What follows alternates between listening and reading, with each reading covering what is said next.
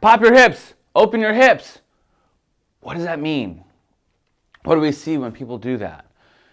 So while it can be a useful cue if the athlete knows what you want with that cue and how to do it, that's the important part. If they know how to accomplish that goal, it can be a great cue. But oftentimes what we see, if there's some kind of like Olympic weightlifting or gymnastics movement, is we don't get a solid glute contraction and explosive opening of the hip.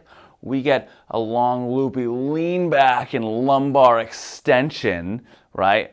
Excessive compression, extension, loading on the lower back there, and use of the quads, which is the complete wrong side of the body, versus going from a closed hip here, squeezing the glutes suddenly, to an open hip. So if someone's always yelling at you, open your hips, and you don't know what that means, you got to practice going from a closed hip to squeezing your glutes hard and fast, where when you're here, it's very sudden. When you're here, you can feel your glutes all of a sudden contract.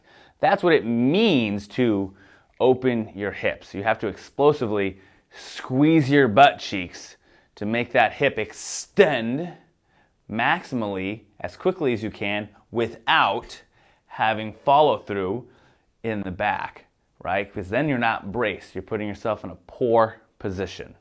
We don't want that. No wonder your back hurts afterwards.